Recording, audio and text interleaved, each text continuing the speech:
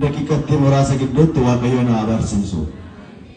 Sagalee ulfaata kana sagalee gaaffii kana kan dubbatee dhugaan Waaqaa jala isaati kan mokate yeroo baay'eedhaaf nama Waaqayyoo qulqullicha Yohaannisin ari'achaa kan ture Heroodoostu dubbate.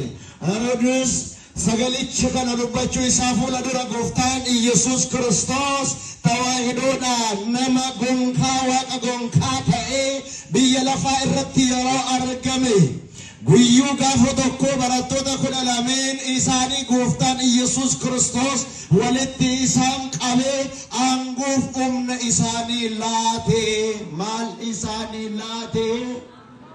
Angoo humna guddaa isaanii laate. Akka isaan maal godhan?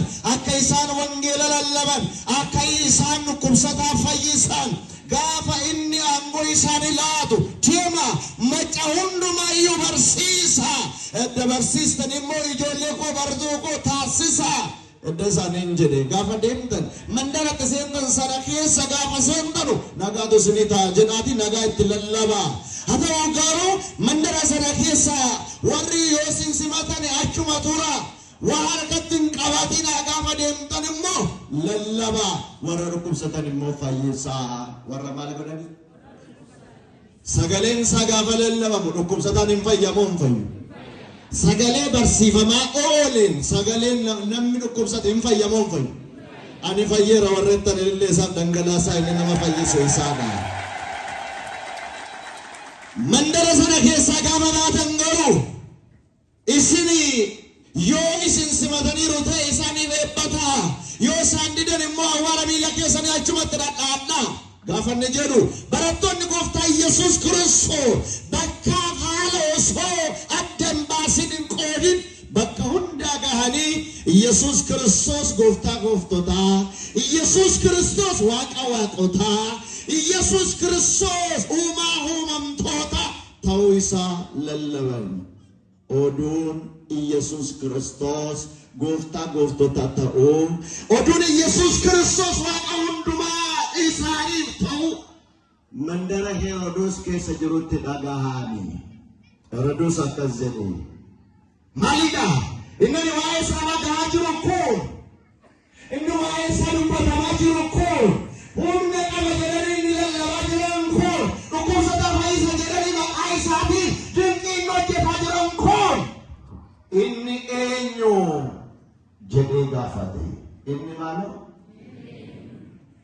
Isinatti maa inni eenyu ree? Maal jettani? Maqicha ol kaasaa dubbata. Inni eenyu? jedhame guddisa Iyesuus Kiristoos jedhame. Inni eenyudha? Maqichi namatti hin tolu. Elelleen isaa haa ta'u maqaa hundumaa irra caaluudha. Filiphisiyoos boqonnaa 2 lakkoofsa 9 gubbaarratti maqaa hundumaa irra caaluudha. Maqaa isaa kana qabatanii lallabu. Maqaa isaa kanaan dhukkubsataa fayyisu. Gaafa kana Heroodis gaafa dhaqee inni waa'ee isaa dhagaheeru kun maaloodha jennaanu inni Yohaannis cuuphaadha jedhan. Inni eenyudha? Maal dubbadha? Inni eenyudha? Maali Yohaannis cuuphaan kanaan dura jeesiseen turre jedhan. Yohaannis cuuphaan akkas jedhanii turanu.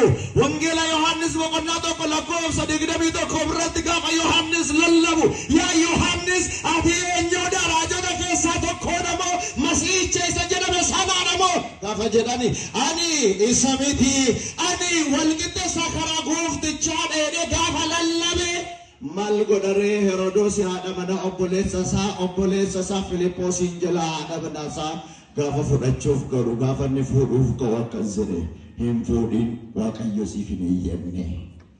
Hin raawwatin hojii akkasii, Waaqayyo siif hin eeyyamne. Gaafa inni jedhu Yohaannis cuuphaa adamsee barbaade ajjeesisee ture. Wangeela Yohaannis wangeela Maatiyos boqonnaa 14 lakkoofsa 1 kaatanii gaafa laaltan. Haa ta'u garuu inoo akanaan dura ajjeesise innoo du'eera. Du'a keessaa ka'ee jennaan eeyyee Yohaannistu du'a keessaa ka'eedhan. Namoonni kabiraan dhufanii lakki inni jechaa jirtu Yohaannis cuuphaa miti, inni du'a keessaa kaane Eliyaasiidha jedhan. Inni eenyudha? dubbadhaa mano inni eenyudha Wangela Maatiyoos boqonnaa 16 Wangela Maatiyoos boqonnaa 16 lakkoofsa qorraa kaatanii gaafa laaltan Yesuus Kiristoos barattoota isaa walitti qabee akkas isaaniin jedhe biyyi lafaa kun eenyu anaan jedhu wa'e biyyi lafaa kun jedhama biyyi lafaa kun eenyu naan jedhu ennaan warri kaan eeyyeni inni Eliyaasiidha siin jedhu warri kaan jedhan inni kan biraan lafaa ka'ee Yohaannis Cuuphaadha siin jedhu jedhan isa qofaa seetaniire namoonni kan biraan ka'anii barattoon waan namoonni jedhan hunda himan Phexros lafaa ka'ee akkas jedhe yaa gooftaa ati waan jechaan qabdu ilma waaqa jiraataadha ilma maaloodha maaloo dubbadha ilma maaloodha ilma waaqa jiraataa sanaaf galanni isaaf haa ta'u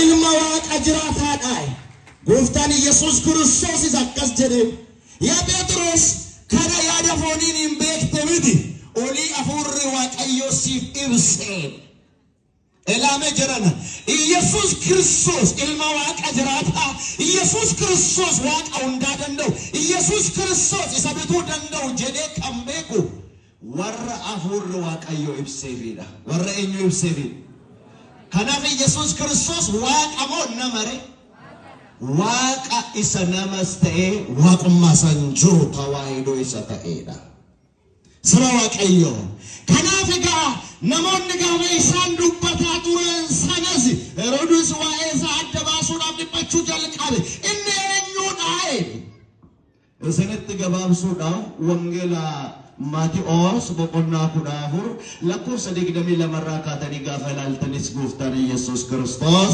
barattoonni isaa lafa isaa walitti qabamanii jiranitti namni 60 hedduun lafa isa bukkee jiranitti isaaniin barattoota isaatiin markabaan deemaa ce'aa jedhee isaan giddisiise isaan erga ce'anuu barii suumisaa iyya indaanqoo Yesuus Kiristoos galaanarra deemaa gara barattoota dhaquuf deemeedha maalirra deema dubbadhaman maalirra deema ela namummaa isaa qofaan miti kan inni galaanarra deeman waaqa waan ta'e isa hundumaa danda'u waan ta'e galaanarra deemuu jalqabe galanni maqaa isaa haa ta'u isaan karaa dhaban dhanoo karaan dhansaadha maatiiwwan waaqayyoo